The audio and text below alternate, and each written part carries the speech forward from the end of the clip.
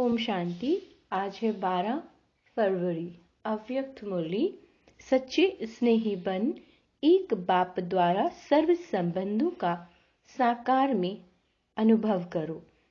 आज विश्व स्नेही बाप दादा अपनी अति स्नेही और सदा बाप के साथी व सहयोगी आत्माओं को देख रहे हैं।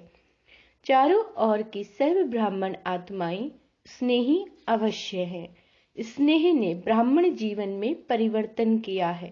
फिर भी स्नेही 3 प्रकार के हैं। एक है स्नेह करने वाले, दूसरे हैं स्नेह निभाने वाले और तीसरे हैं स्नेह में समाये हुए। समाना अर्थात समान बनना।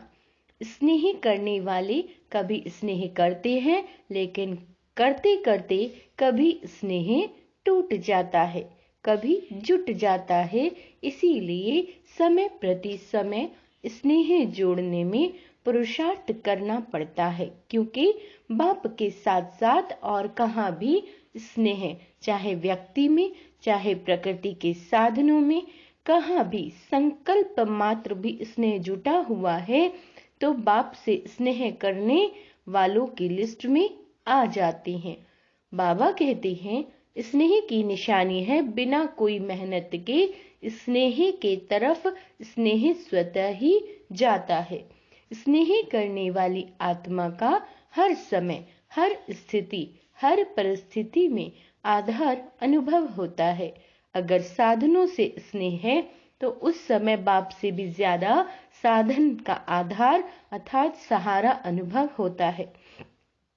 बाबा कहते हैं उस समय उस आत्मा के संकल्प में बाप का स्नेह याद भी आता है, सोचते भी हैं और बाप का स्नेह श्रेष्ठ है। लेकिन यह साधन व व्यक्ति का आधार भी आवश्यक है। इसीलिए दोनों तरफ स्नेह अधूरा हो जाता है और बार बार स्नेह जोड़ना पड़ता है।